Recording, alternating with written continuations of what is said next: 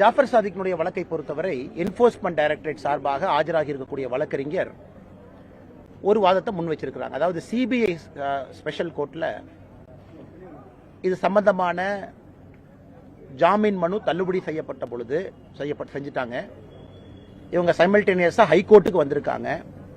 அந்த முறை சரியா அப்படின்னு கேள்வி எழுப்பியிருக்காங்க. அதாவது உங்களுக்கு ஒரு கோர்ட் நிலுவையில் இருக்கும் பொழுது இன்னொரு கோர்ட்டுக்கு நீங்க ஜாமீன் மனு கொண்டு பொழுது எப்போ இந்த கோர்ட் என்ன சொல்லுவாங்கன்னா அங்க முடியட்டும்னு சொல்லுவாங்க. ஸோ அதன் அடிப்படையில் இந்த நீதிபதியும் சில கேள்விகள் எழுப்பியிருக்கிறாங்க. அப்படி இருக்கும் பொழுது எப்படி நீங்க ஃபைல் பண்ணீங்க, எப்படி உங்களால் ஃபைல் பண்ண முடிஞ்சதுன்னு கொஞ்சம் டெக்னிக்கலா கேள்வி கேட்டிருக்காங்க. எனக்கு இது ஆச்சரியம் தான். ஏன்னா ஒரு மூத்த ஒரு நீதிபதி நான் வழக்கிலிருந்து விலகுவாக சொல்லுவது வேற ஏதாவது வெளியே இருந்து அழுத்தம் கொடுக்கப்பட்டிருக்குமா அப்படிங்கிறத சொல்ல வேண்டிய கட்டாயமும் கடமையும் எல்லோருக்குமே இருக்கு.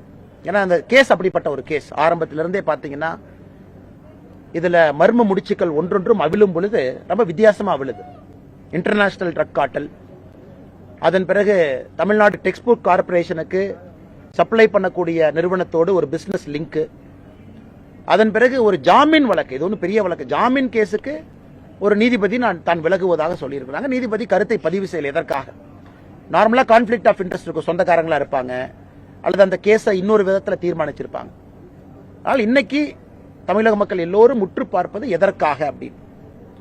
இதற்கு வேகமாக நமக்கும் ஒரு விடை கிடைக்கும் என்கின்ற நம்பிக்கை எனக்கு இருக்கு.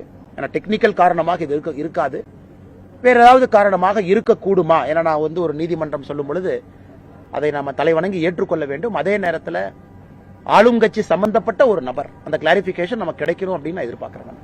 அழுத்தம் அப்படின்றது எந்த மாதிரியான அழுத்தமா இருக்கும், யார் தரப்புல இருந்து அழுத்தம் இருக்கும்? ஆனா அதுதான் நான் ஒரு ஓப்பன் எண்டட் கொஸ்டினா உங்களுக்கு வச்சிருக்காங்கண்ணா, பத்திரிகை நண்பர்களுக்கு ஓப்பன் எண்டட் கேள்வியா. ஏன்னா ஒரு தப்பான ஒரு ப்ராசஸை பயன்படுத்தி சைமல்டேனியஸா 2 இடத்துல பெட்டிஷனை போட பாக்குறாங்க. ஒருவேளை ஸ்பெஷல் கோர்ட்ல கிடைக்கலனா ஹை கோர்ட்ல கிடைக்குமா, அதை நீதிபதி கேள்வி எழுப்பி இருக்காங்க. எப்படி நீங்க போட்டீங்க அப்படின்னு. அது இடியினுடைய கவுன்சில், அந்த லாயர் அவங்களும் கேள்வி எழுப்பியிருக்காங்க. ஆனால் இன்னைக்கு ஏற்கனவே சில திமுக சார்ந்த லாயர்ஸுக்கு சில நீதிபதிகள் காட்டமா இதுக்கு முன்னாடி பேசியிருக்காங்க. அது உங்களுக்கு தெரியும். நான் அந்த காணொலி காட்சியெல்லாம் பார்த்திருக்கேன். அவங்க ராஜ்யசபா எம்பியா சில பேர் இருக்காங்க. நீங்க நீதிமன்றத்தை you are taking for granted, இதை நான் ஒத்துக்க மாட்டேன் அப்படின்லாம் காரசாரமா வாக்குவாதம் நடந்திருக்கு. அதனால் நானும் உங்களை போல் கேட்பது, அவர்களாக சொல்லும் வரை எனக்கும் இது தெரியாது, உங்களுக்கும் தெரியாது, தமிழக மக்களுக்கும் தெரியாது.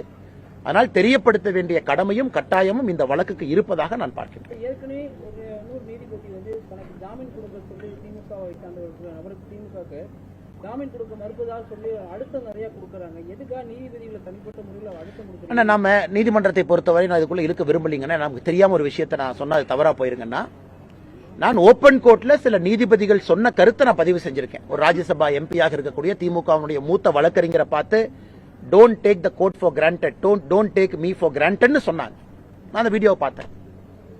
ஆனால் இன்னைக்கு ஒரு நீதிபதிகள் முன்பு மரியாதை கொடுத்து நீதிக்கு முன்பு தலைவணங்கி நிற்க வேண்டிய கட்டாயம் நம்ம எல்லோருக்கும் இருக்கு. அதுதான் சிஸ்டம். ஆனா இன்னைக்கு சில இடத்துல அது வயலேட் ஆகுதா அப்படிங்கிற சந்தேகம் நமக்கு சில இடத்துல ஏற்படுது. அதனால் இதற்கு ஒரு விளக்கம் கிடைக்கும் வரை இதை நான் தனிப்பட்ட முறையில் இப்படி அப்படின்னு சொல்ல நான் விரும்பலீங்கன்னா, அதனால அதான் கடமையும் கட்டாயமும் இருக்குன்னு சொல்றேன். சம்பந்தப்பட்டவர்கள் இதுக்கு ஒரு கிளாரிட்டியும் கிளாரிபிகேஷன் கொடுக்கட்டும். அரசுக்கு தலைவலி கொடுப்பதற்காக முட்டுக்கட்டை போடுகிறார்கள். ஆளுநரை திரும்ப பெற வேண்டும் தீர்மானம். அதே மாதிரி சட்டசபையில கவர்னர் தன்னோட சொந்த கருத்தை பதிவு பண்ணக்கூடாதுன்னு சொல்லி அப்பாவும் சொல்லியிருக்காரு. அண்ணா, சபாநாயகர் முதல்ல ஒரு கண்ணாடியா சபாநாயகர் அவர் பார்த்துக்கணும். இன்னைக்கு திமுகவுடைய அடிப்படை தொண்டனை விட திமுக கட்சிக்கு அதிகமா வேலை பார்க்கறது சபாநாயகர் தான், அப்பாவண்ணன் தான். ஏதாவது கேள்வியை மாத்தி கேளுங்க. அன்னைக்கு வேல்முருகன் கேட்கிறாரு, என் தொகுதிக்கு ஏன்பா கொஞ்சம் நீர்ப்பாசனமே வரலையே, கொஞ்சம் தண்ணி கொஞ்சம் கண்ணில் காட்டுங்க. உடனே அப்பாவண்ண தாவறதை பாத்தீங்கன்னா திமுக அமைச்சர்களே சும்மா இருக்கிறாங்க. சபாநாயகர் தாவறாரு மேல. எப்படி அந்த கேள்வி கேட்கலாம்? அப்படிலாம் நீங்க பதில் சொல்லக்கூடாது. பொதுவே எப்படி சொல்லுவீங்க? வரவே வராதுன்னு சொல்லக்கூடாது. அதே போல பாரதிய ஜனதா கட்சியினுடைய 4 எம்எல்ஏக்கள் கேள்வி எழுப்பினாலும் கூட அப்பாவண்ண அப்படியே மேல தாண்டுவார். அதனால இன்னைக்கு சபாநாயகர் அவர்கள் தன்னுடைய இருக்கைக்கு நடுநிலைமையா இருக்கணும். இருக்கிறாங்கிற கேள்வி நான் வைக்கிறேன். ஆட்சியினுடைய பாதி விஷயத்தை போய் பேசுறதே அவருதான். அந்த சட்டமன்றத்தை திமுக சார்பாக நடத்தி கொண்டு செல்வதே சபாநாயகர் அவர்தான், அப்பாவையா. அதனால கண்டிப்பா அப்பாவையா அவர்களுக்கு இதை பற்றி பேசுவதற்கு உரிமை இல்லையா நான் பாக்குறேன். உரிமை இருக்கு. ஆனா இந்த கேஸ்ல அவர் திமுக சார்பாக ஒருதலை பட்சமாக நடந்து கொள்ளும் பொழுது அது சபாநாயகர் கருத்தா இல்ல திமுகவினுடைய உறுப்பினர் அப்பாவு அவர்கள் கருத்தான் எனக்கு. இரண்டாவது, அண்ணன் திருமாவளவன் அவர்களை பொறுத்தவரை நம்முடைய தமிழகத்தினுடைய மேதக ஆளுநர் ஆர் என் ரவி அவங்க என்ன சொல்லியிருக்காங்க பாருங்க. சுப்ரீம் கோர்ட் கைட்லைன், இங்க பாருங்க UGC guideline, 4 member search committee, அதுல ஒரு யூஜிசி நாமினி இருக்கணும். நீங்க நாமினி போடாம நீங்க வைஸ் சான்சலர் செலக்ட் பண்ணீங்கன்னா அந்த வைஸ் சான்சலர் ப்ராசஸ்ல இருக்கிறவங்க கோர்ட்டுக்கு போய் ஸ்டே வாங்குவாங்க. அவர் சொல்வதிலே நியாயம் இருக்கத்தானே செய்யுது. உச்சநீதிமன்றத்தினுடைய தீர்ப்பும் யூஜிசியினுடைய பல இடத்துல அவங்களுடைய வழிகாட்டுதலும் ஒரு யூஜிசி நாமினியை வெய்யுங்கன்னு சொன்ன பிறகு தமிழக அரசு ஒரு பிரஸ்டீஜ் இஷ்யூ எடுத்து நாங்க வைக்க மாட்டோம், கோவிச்செல்லினா நாங்க வைக்க மாட்டோங்கிறாங்க. அப்ப இதுல தேர்வு செய்யப்படாத ஒரு நபர் கோர்ட்டுக்கு போய் இந்த ப்ராசஸை ஸ்டாப் பண்ண முடியாதுன்னு என்ன நிச்சயம்? அதற்கு யாருமே பதில் சொல்ல. உச்சநீதிமன்றத்தை பத்தி யாரும் பேசல, யூஜிசியை பத்தி பேசல. இவர்கள் ஆளுநருக்கும் தமிழகத்தினுடைய உயர்கல்வித்துறைக்கும் சண்டை போட்டுட்டு இருக்காங்க. இன்னைக்கு பிரச்சனை என்னங்கன்னா, இதனால 6 கல்விக்கூடங்கள் 6 பல்கலைக்கழகத்தில் வைஸ் சான்சலர் இன்னைக்கு இல்லை. இந்த பஞ்சாயத்துல பாதிக்கப்படுறவங்க யாரு? மாணவர்கள். சிஸ்டம் இல்ல, கான்வகேஷன் பாதிக்கும். அதனால அன்பான வேண்டுகோள் தமிழக அரசுக்கு, உச்சநீதிமன்றத்தினுடைய நடைமுறையும் யூஜிசியினுடைய நடைமுறை, உயர்கல்வி யூஜிசி கீழே இருக்கு. அது தமிழக அரசு ஒருதலை பட்சமாக இண்டிவிஜுவலா 100% உங்க கண்ட்ரோல் இல்ல. அது shared responsibility, shared power, concurrent லிஸ்ட்ல அது இருக்குதுங்க. அப்படி இருக்கும்பொழுது தமிழக அரசு தன்னிச்சையாக முடிவெடுப்பதற்கு எங்க அதிகாரம் யார் அவங்களுக்கு கொடுத்திருக்காங்க? அதை அமைச்சர் அவர்களோ முதலமைச்சர் அவர்களோ அண்ணன் திருமாவளவன் அவர்களோ பேசாம அவர்களும் இந்த குட்டையை குழப்பத்தான் பாக்குறாங்க. அதே வேளையில உயர்கல்வித்துறை அமைச்சர் கோவிச்செல்வன் என்ன சொல்லியிருக்காருன்னா, ஆளுநர் கல்வியில அரசியல் செய்யக்கூடாது அப்படின்ற ஒரு கருத்தையும் அண்ணா, கல்வியில இவங்க அரசியல் பண்றனாலதான் ஆளுநர் அவர் கருத்தை சொல்றாரு.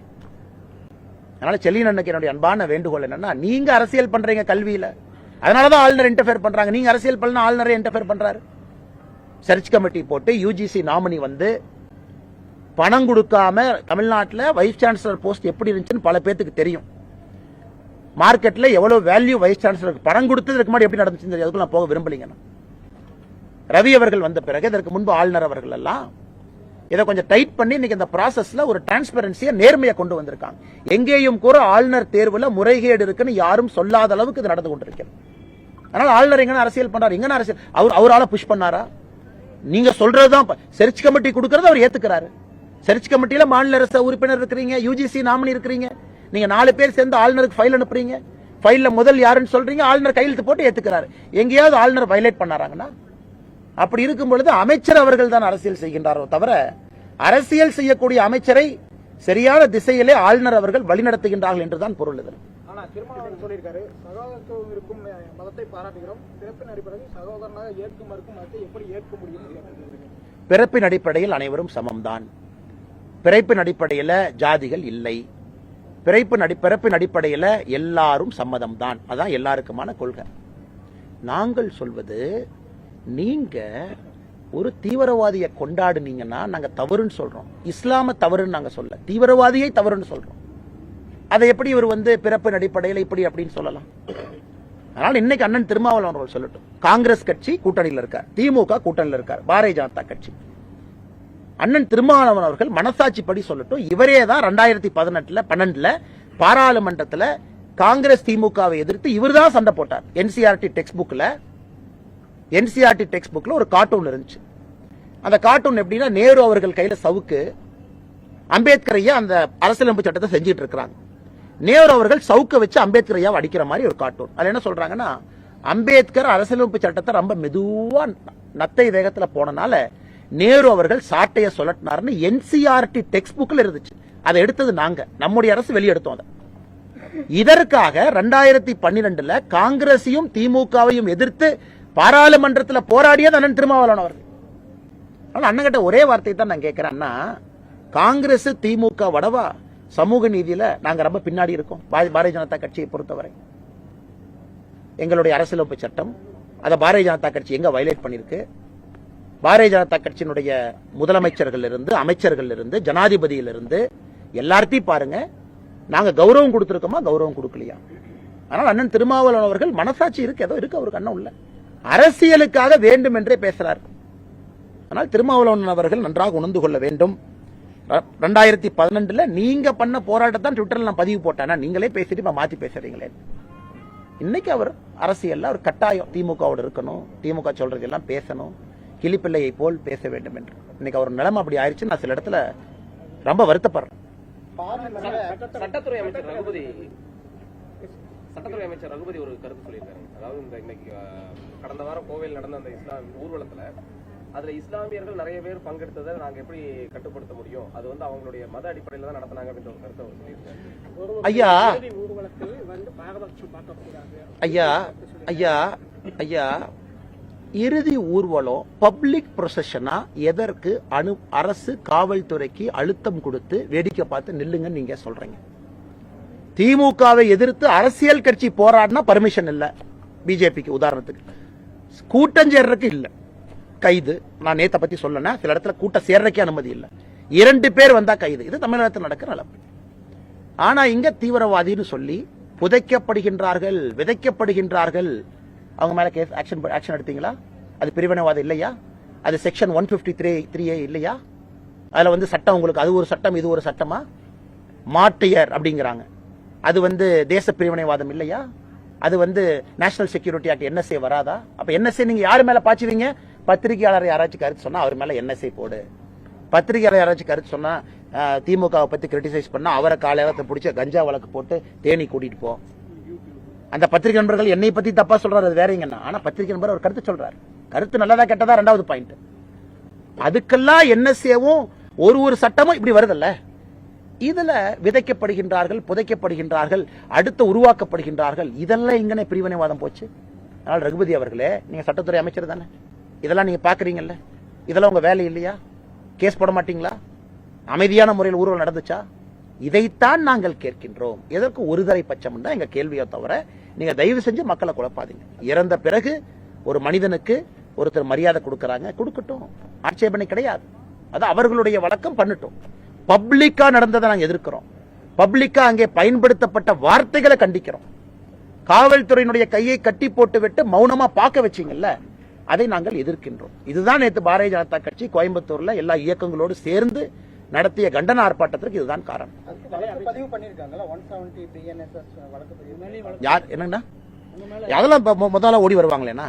வழக்கு பதிவு பண்ற அண்ணாமலை மேல வழக்கு போனா ஓட்டப்பந்தயத்துல 100 மீட்டர் ரேஸ்ல ஒலிம்பிக்ஸ் அனுப்பிச்சுனா கூட கோல்டு மெடல் வாங்குற ரேஸ்ல ஓடுறாங்க. எப்படா அவன் மேல கேஸ் போடலாம்? அதனால அதெல்லாம் பாத்துக்கலாங்கண்ணா. வழக்கு பதிவு ஒன்றும் புதுசு இல்லை, பாத்துக்கலாங்கண்ணா. நாங்க எப்பவுமே சட்டத்தை மதிக்கிறோம், சட்டத்தின் பக்கம் இருக்கின்றோம், அது வேற. நாங்க நேற்று பைக்ல பேசுறதை நீங்க பாத்தீங்களா? ஒபே பண்ணி போனோம். இதான் ரூல். போலீஸ் ஐயா சொல்றீங்களா? ரைட். இந்த ரோட்டா ரைட். நிக்கணுமா நிக்கணும், வண்டியில் ஏறணுமா ஏறணும், மண்டபத்துக்கு போகணுமா போகணும், இந்த டைமுக்கு வர்றீங்களா விடுங்க. அது நாங்க பக்காவா ஃபாலோ பண்றோங்கண்ணா. நான் கேட்பது கோயம்புத்தூருடைய சூழ்நிலையை கருத்தில் கொண்டு ஒரு 144 உங்களுக்கு போட முடியாதா? ஒரு ஊர்வலம் போது, ப்ரொசஷன் போது, ஃபியூனரல் ப்ரொசஷன் போது 144 எதுக்கெல்லாம் போடுறீங்க? இதுக்கு போட மாட்டீங்களா? 5 பேத்துக்கு மேல சேரக்கூடாதுன்னு சொல்ல மாட்டீங்களா? குடும்பத்தினுடைய தனிப்பட்ட நிகழ்வுன்னு சொல்ல மாட்டீங்களா? இல்ல 100 பேர் தான் மேக்ஸிமம், 100 பீப்புள் வாங்க, நீங்க நாமினேட் பண்ணிட்டு வாங்க, அது சொல்ல மாட்டீங்களா? எதுக்கெல்லாம் 144 போடுறீங்க? இதுக்கு போட மாட்டாங்களா? ஆனால் இன்னைக்கு தைரியமா சில அமைப்புகள் எம்எல்ஏ போய் கம்ப்ளைண்ட் கொடுக்குறாங்க கமிஷனர்ட்ட. நான் ஏதோ பேசி மத கலவரத்தை உண்டு பண்ணிட்டேன். இன்னைக்கு தமிழக அரசியல்வாதிகளே எல்லா மதமும் சமம், எல்லாம் ஒன்னா இருப்போம் சொல்றது நான் தாங்க. அதனால எம்எல்ஏ கேஸ் போன ஒரு குரூப் கிளம்பி இருக்கு. இந்த அலுவலர் தான் சிரிக்கிறதான்னு தெரியலைங்க. மத்திய அரசு திருந்தலைன்னா தமிழ்நாட்டு மக்கள் மத்திய அரசு திருத்த வேண்டிய அவசியம் வந்துவிடும். ஏன்னா பார்லிமெண்ட் கூட்டத்தொடர்ல திமுகவுடைய விஷயங்களை எதுவும் காது கேட்கல. மத்திய அரசு திருந்தலைன்னா தமிழக மக்கள் மத்திய அரசை திருத்த வேண்டி வரும் அப்படிங்கிறாங்க இல்லையாங்கண்ணா. இன்னைக்கு முதலமைச்சர் அப்பப்ப மறந்துடுறார். முதலமைச்சர் அவர்களை பொறுத்தவரை இன்னைக்கு அவர் கண்ணாடியில போய் பார்க்கணும். தமிழக மக்கள் முதலமைச்சரை நாற்காலியிலிருந்து அகற்றுவதற்கு எல்லா வேலையும் ஆரம்பிச்சுட்டாங்க. திருநெல்வேலி கோர்ட்ல வெளியே ஒருத்தனை வெட்டி கொள்ளுவாங்க. இதை சடுகுடு ஆடுற மாதிரி லாயரே போய் அவர் வண்டியை பிடிப்பாங்க, 2 லாயர் அக்யூஸ்ட பிடிச்சி போலீஸ்ட கொடுப்பாங்க. இது திருநெல்வேலி. வெள்ளூர்ல விட்டல்குமார் என்று பாரதிய ஜனதா கட்சியினுடைய தொண்டரை கொலை பண்ணுவாங்க. அக்யூஸ்ட் வந்து கோர்ட்ல போய் 2 மணி நேரமா வெயிட் பண்ணிட்டு இருக்கான். என்னடா சரண்டர் ஆக வந்தோம், போலீஸ் யாரையுமே காணாமே. இதெல்லாம் தமிழ்நாடு நடக்கிறது. அக்யூஸ்ட் சரவணபவன் ஹோட்டல்ல போய் டீ சாப்பிட்ற மாதிரி அங்கங்க போயிட்டு இருக்கான். இதெல்லாம் முதலமைச்சர் கண்ணுக்கு தெரியாதா? தமிழ்நாட்டில் சட்டம் ஒழுங்கு, லஞ்ச லாவண்யம் முதலமைச்சர் கண்ணுக்கு தெரியாதா? இன்னைக்கு பாராளுமன்றத்தில் இன்னைக்கு முதலமைச்சர் அவர்கள் நன்றாக புரிந்து கொள்ள வேண்டும். ஒரே நாடு ஒரே தேர்தல். எப்படி தமிழக மக்களுக்கு அது எதிரி? எப்படி அரசியலமைப்பு சட்டத்துக்கு எதிரி? அதனால எதை கொண்டு வந்தாலும் தமிழகத்துக்கு எதிரின்னு ஒரு கிளம்புறார். நாங்க முதலமைச்சர் அவர்கள் மாதிரி தெரியாம 2011 மீத்தேன் கையெழுத்து போறேன்னு சொல்ற குரூப் நாங்க இல்லைங்க, தெரியாம போட்டுட்டோம். எதை செய்தாலும் நேர்மையாக வெளிப்படையாக தமிழக மக்களுக்காக செய்து கொண்டிருக்கின்றோம். அதை முதலமைச்சர் அவர்களும் உணர்ந்து கொள்வார்கள் என்கின்ற நம்பிக்கை எனக்கு இருக்கு. இதே விஷயத்துல சம்பவம் நடந்து 2 மணி நேரத்துல குற்றவாளியை வந்து நாங்க கைது செய்திருக்கோம். சம்பவம் நடக்குது அப்படின்றதுக்காக சட்டம் ஒழுங்கு சரியில்லை அப்படின்றத ஏத்துக்க முடியாது. ஒரு பத்திரிகையாளர் சந்திப்புல கூட யாரோ ஒருவர் அருவாள்ல வந்து வெட்டிட்டீங்க அப்படின்னா அதை வந்து யாரையும் நான் தடுக்க முடியாதுன்ற மாதிரி ஒரு கருத்தை ரகுபதி சொல்லியிருக்காரு சட்டத்துறை. இதை விட மோசமா ஒருத்தர் கருத்து சொல்லி நான் கேட்டதே இல்லைங்கண்ணா. பத்திரிகையாளர் சந்திப்புல யாராவது வந்து அருவாள் எடுத்து யாரை வெட்டணுமாங்கண்ணா? யாரை வேணாலும் நீங்க வெட்டிக்கலாம். அதை நாங்க எப்படி நாங்க பண்ண முடியும்? சம்பவம் நடந்ததுக்கு பிறகு நாங்க கண்டுபிடிக்கணுமா இல்லையா? ஒரு வாய் இருக்குன்னா ரகுபதி அவர்களுக்கு ஒரு கான்ஸ்டபிள் ட்ரைனிங் கிளாஸ்ல போய் உட்கார வச்சு செஷன் 1 ஃபர்ஸ்ட் 1 மணி நேரம் காவல்துறையினுடைய வேலை என்ன, அதுதான் அப்படிதான் ஆரம்பிப்பாங்க. Prevention of crime, detection of crime, இதுதான் first lecture, first class, first speech. கான்ஸ்டபிளுக்கு நம்ம சொல்லிக் கொடுப்போம், தம்பி உங்க வேலை என்னன்னா குற்றத்தை தடுப்பது, பிரிவென்ஷன் ஆஃப் கிரைம். 80% தான் அவங்க வேலை. நைட்டு பெட்ரோல் போகணும், அக்யூஸ்ட கண்காணிக்கணும், ரவுடி யாரு ஜெயில இருந்து வந்திருக்கான்னு பார்க்கணும், அவன் வீட்டுக்கு போய் செக் பண்ணணும், அவன் தொழில் எங்க இருக்கான்னு பார்க்கணும், ரவுடி ரெஜிஸ்டர் ABC மெயின்டைன் பண்ணணும், மாசம் ரவுடி பரேட் நடத்தணும். இது ஃபர்ஸ்ட் வேலை. 20% டிடெக்ஷன் ஆஃப் கிரைம், குற்றம் நடந்ததுக்கு அப்புறம் போய் தூக்கிட்டு வா. அதனால் ரகுபதி அவர்களுக்கு அன்பான வேண்டுகோள், வண்டலூர்ல நம்முடைய தமிழக அரசு போலீஸ் துறையினுடைய ட்ரைனிங் சென்டர் இருக்கு. கான்ஸ்டபிள் அவர்களோடு அமர்ந்து முதல் கிளாஸ் 1 மணி நேரம் உட்கார்ந்து கவனிச்சுட்டு வந்து இது போன்ற பொன்னான வார்த்தைகள்லாம் அவர் சொல்லட்டும், அதுக்கப்புறம் நான் பதில் சொல்றேன். பாஜகவினர் எப்போதுமே ஆயுதங்கள் வைத்திருப்பார்கள் எல்லாத்துக்குமே தெரியும் அப்படின்ற ஒரு கருத்தையும் அவர் சொல்லியிருக்காரு. யாருங்கண்ணா? சட்டத்துறை அமைச்சர் அண்ணா, இன்னைக்கு சட்டத்துறை அமைச்சரா இல்ல திமுகவுடைய பேட்டை ரவுடியான்னு சந்தேகமா இருக்கு எனக்கு. ஏன்னா இந்த பொன் வார்த்தைகள்லாம் ஒரு சட்டத்துறை அமைச்சர் பேசுவதற்கு வாய்ப்பே இல்லை. பத்திரிகையாளர் சந்திப்புல வந்து வெட்டிடுவாங்க, இதெல்லாம் ஒரு பொறுப்பான ஒரு அமைச்சர் பேசுவாங்களா? ஒரு பேட்டை ரவுடி தான் பேசுவாங்க. இப்ப வருவாங்க ரவுடி, இப்ப வந்து உன்னை வெட்டுவாங்க என்னை வெட்டுவாங்க, இது பேட்டை ரவுடி பேசுறது. ஒரு பொறுப்பான பத்திரிகையாளர்கள் இருக்கக்கூடிய இடத்துல இதெல்லாம் பேசக்கூடாதுங்கன்னா. ரெண்டாவது, பாரதிய ஜனதா கட்சி எப்பவுமே ஆயுதம் வச்சிருப்பாங்க. எந்த பாரதிய ஜனதா கட்சி எந்த ஆயுதத்தை வச்சு என்ன பண்ணாங்க? இதுல நடந்திருப்பது, வேலூர்ல நடந்திருப்பது, உங்களுடைய திமுக பஞ்சாயத்து தலைவருடைய டிரைவர் பையன் ஃபேமிலி வந்து வெட்டியிருக்காங்க, அவருடைய தூண்டுதல். அதான் கேஸே, இதான் கேஸே உங்க கட்சிக்கார மேலதான். பஞ்சாயத்துல இருக்கிற முறைகேட விட்டல்குமார் எதிர்த்தாரு, நீங்க வந்து தலையில ராட் அடிச்சு கொண்டுட்டீங்க, இதான் கேஸ். இதுல வெப்பன் வச்சிருந்தது யாரு? வெப்பன் வச்சிருந்தது நீங்க. ராடு வச்சிருந்தது யாரு? திமுக.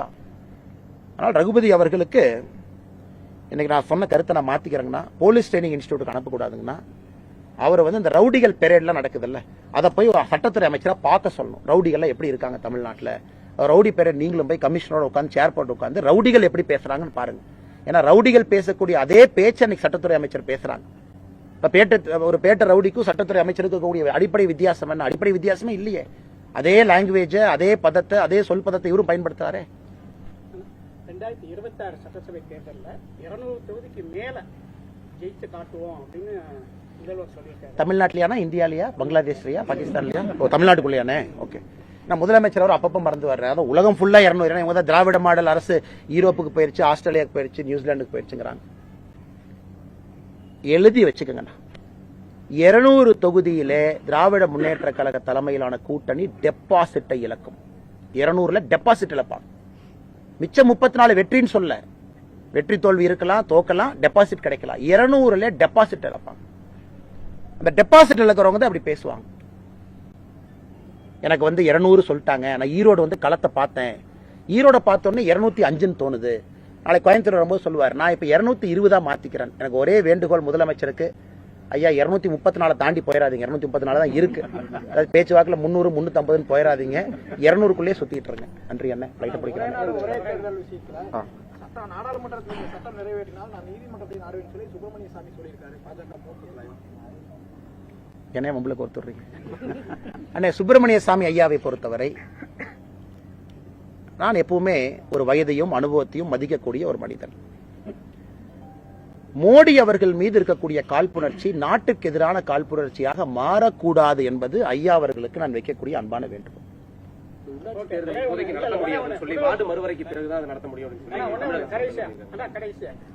முதுகுளத்தூர்ல நேற்று வந்து வாரச்சந்தை ஏலம் நடந்திருக்கு.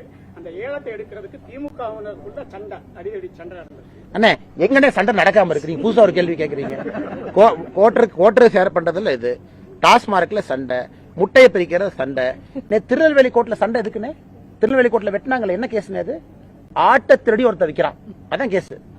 திருடி வித்ததுல எனக்கு பாதி காசு வரலின்னு 2 பேரும் சண்டை போட்டு வெட்டிக்கிறான். இதான் தமிழ்நாட்டில் கேஸ். அதனால திமுக காரங்க எல்லா இடத்துலயும் சண்டை போடுறாங்க, புதுசா இது இல்லைங்கன்னு. சந்திப்போம், மன்னிச்சுங்க, நேரமாச்சு, நன்றிங்க, தேங்க்யூ.